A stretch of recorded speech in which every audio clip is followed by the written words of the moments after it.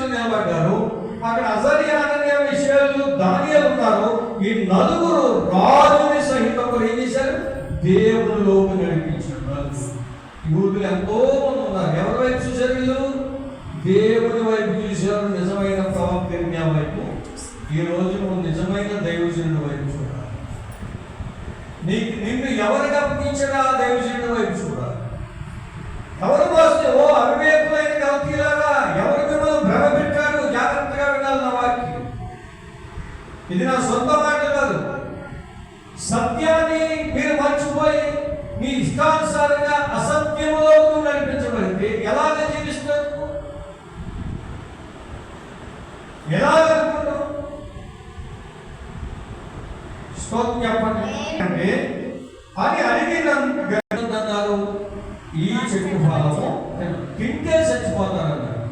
అంటే నేను కూడా చెప్తాను, ఆత్మ సంబంధమైన దేవుని వాక్యముతో మనం నడిపించబడితే నిత్యము జీవిస్తున్నాం.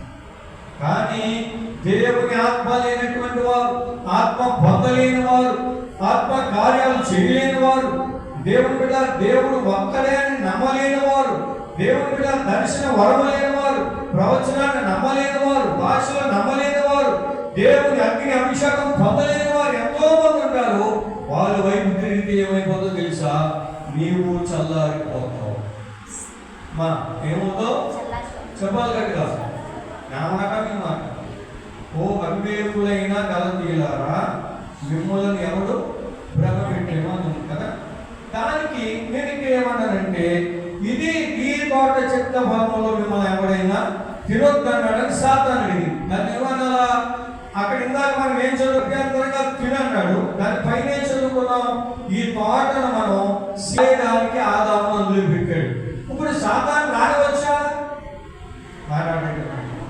చెప్పాలి. రానివచ్చా? గట్టిగా చెప్పండి. గట్టిగా చెప్పాలా?